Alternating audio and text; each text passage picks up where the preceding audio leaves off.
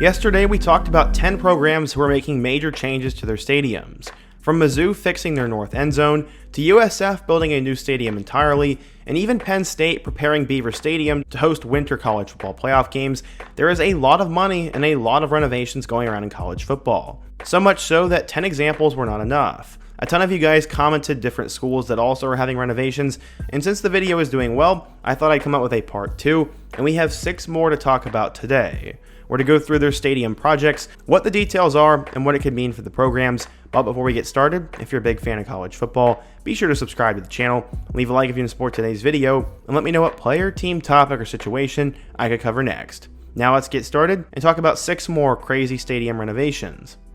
Okay, so the first school we need to talk about is the Wyoming Cowboys. They recently announced their quote, "Restore the War" campaign, as they're going to try to renovate War Memorial Stadium. They will need significant funding from both the Wyoming legislature and a few athletic department gifts. In total, it'll cost around $20 million, and the renovations themselves will mostly be to the west side of the stadium. While they will be in the process of currently reconstructing it, it'll be finished before the start of the upcoming college football season. It'll also feature a new concourse, new lights, and even better seats for fans to watch the Cowboys play. War Memorial Stadium is almost 75 years old, so it is in desperate need of renovation. The second phase of the renovations will take place after this upcoming season is over, and is slated to include a complete overhaul of its broadcast booths. It'll also see changes to its media decks and a new club area on the lower west side and the upper west side of the stadium. With the Mountain West forming a scheduling agreement with Oregon State and Washington State, there was some talk about a reverse merger where only the better teams from the Mountain West and American will be added to the new Pac-12 if they choose to do so. Despite being a member of the WAC for a long time, Wyoming was consistently left out of those conversations for realignment. Maybe with these new renovations, they're trying to make sure that their name gets brought up and that the Wyoming Cowboys won't get left behind. I'm definitely a fan of what's going on out there, and I hope that Wyoming gets a chance to improve their stadium and fan experience. The second team we need to talk about is a much bigger brand, and that is the Florida State Seminoles. Doak Campbell Stadium is one of college football's most historic places to play a football game, and Florida State's been undergoing a renovation ever since last year.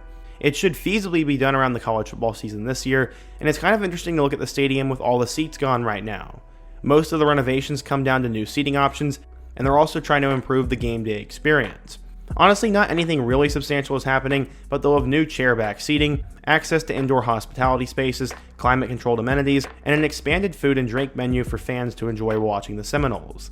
But keeping up with the arms race in college football is an everyday thing, and Florida State wants to stay with it.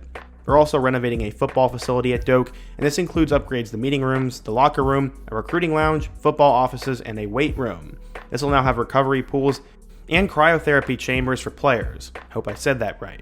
Florida State said, quote, "The goal of the stadium renovation is to update historic Doak Campbell Stadium with a number of new modern seating experiences that our fan base has asked for over the years. The result will feature our iconic one-of-a-kind stadium with new and refreshed experiences related to seating, climate-controlled subspaces, and amenities." The third school we need to talk about is the Texas Tech Red Raiders. They're also doing something similar, but also completely changing the appearance of their stadium. It is known as Jones AT&T Stadium, and to do so, in September of 2023, they started with new turf and lighting for light shows. Eventually though, it'll go a lot further than that, as they'll do a complete rebrand of the south end zone, and it'll have a price tag of $230 million, but it'll be finished sometime this year. The renderings for the new south end zone will give it a distinctly Spanish Riviera style, and it'll make it much different from just about every other stadium in the Big 12. The head leadership at Texas Tech is hoping to make it one of the most distinctive stadiums and a place that fans will want to put on their bucket list to watch a game play. They also want to help improve the game day experience for Red Raiders fans and season ticket holders, and it'll also connect to a new football center, which will be 4 stories tall. It'll also enclose the entirety of the stadium into a bowl, and that is similar to a lot of other programs. Despite completely changing the look and the purpose of the south end zone, the most distinctive part of AT&T Stadium, the Double T scoreboard, will be staying and will be moved to the top of the new end zone. It'll be joined by 2 brand new state-of-the-art video boards, and alongside those additions, there will be a brand new entrance area and updates to the concourse, as well as premium seating, coach offices, and locker rooms for Texas Tech and the visiting teams. I look forward to seeing what Texas Tech does, and with all that oil money and all the money going into that program, Texas Tech is trying to take a step up and be a top-tier program in the Big 12. The next school we need to talk about, and fourth on the list, is the Houston Cougars. They recently made the jump to the Big 12, and the main renovation going on at TDECU Stadium is that they're adding a brand new video board. This will be awesome and will look great. The reason why this is funny is that they'll go from having the smallest video board in the Big 12 to now having the largest one once Texas leaves. That's because Houston's brand new video board will go sideline to sideline in the west end zone and will be 38 feet tall and 68 feet wide. That's not the only upgrade to come into the stadium though, as Houston's been renovating it since they announced they are joining the Big 12 Conference. They broke ground after the Oklahoma State game last year, and they want to make it more of a Power 5 level stadium, and they hope it'll be done by the end of 2025. They've also been working on a $140 million football operations center, and that will go right next to the stadium. It'll place all of the football operations in the same facility and make things a lot easier on everyone there. The coaches' offices will be in a new modern style of building with a red staircase, and the entrance will be 30-foot tall glass as well. Underneath the party deck is a ton of new premium seats and lounges, and on top of that, Houston's also installing a literal party deck to their stadium. It kind of reminds me of what the Jacksonville Jaguars did with all those hot tubs and pools. And Houston's to go from a program that had an afterthought stadium to one of the nicest in the Big 12 and will hope to expand their brand even more. Another old stadium with a renovation looming on its horizon is Florida's over 90-year-old Ben Hill Griffin Stadium. It's one of the most historic in the SEC and in the country, and they're going to potentially have a $40 million renovation start soon. They're looking at 6 potential architecture firms and plans for renovations to the stadium that will keep them up and running. They want to be one of the greatest stadiums in the SEC, and Ben Hill Griffin Stadium will need some improvements to get there. They also want to be one of the top stadiums in the country, and the guidelines for these renovations has to cover 3 things according to the university. 1, it has to enrich the fan experience. 2, it has to extend the life of the stadium. And 3, it has to maximize revenue for the athletics department. With everything going on with the employees and all the NIL stuff, money will be hard to come by, and they will have to suck every last drop out of every game. Some of these new designs to Ben Hill will feature new bathrooms, concession areas, and new club and family seating options. Some other plans include different ways to make the stadium itself more recognizable and even more picturesque for the average fan.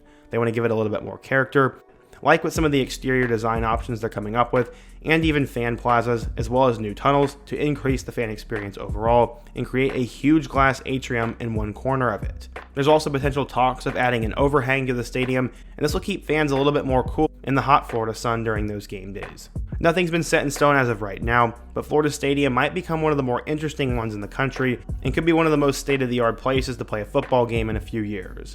The final team we need to talk about is one of the cooler stories in all of college football, and I felt like adding even though no one commented it. We're going to talk about UT Rio Grande Valley. This is one of the cooler stories in college football these last few years, as UT Rio Grande Valley, otherwise known as UTRGV, is starting a brand new football program. They were set to join the WAC, but that ultimately would fall through, and now they're going to join the Southland Conference of the FCS in a few years. But before that, they need a place to play. In February, they bought a 10,000 person capacity park, which was home to the FC Toros, a professional soccer team. This will be where the Vipers play their football games, and it's a pretty decent stadium that already has had a rich history. They've also unveiled plans for both an athletics and a performance center, and it will feature indoor practice fields, offices, and weight rooms. Heb Park will also be renamed to UTRGV Stadium and already has a few decent amenities given its former life as a soccer place. It has 20 acres of festival grounds on its campus, making it perfect for expansion, as well as an existing video board, an amphitheater for pregame events, and existing suites. This is one to keep an eye on, because if UTRGV grows and gets better, I can see them moving up from the FCS to the FBS pretty quickly, and they would have the room to expand from 10K to even 20 or 30K. It's also really cool to watch this program get born and come out of nowhere, and it reminds me a lot of UTSA. So yeah, today we talked about 6 more programs who are either building or expanding their football stadiums, and I hope you guys enjoyed it. If there's another program that I forgot, be sure to let me know down below. Leave a like if you want to support today's video, and let me know another crazy or obscure topic I could do next. Also, before you go, don't forget to check out part 1, and I hope to see you guys again soon. But until next time, peace.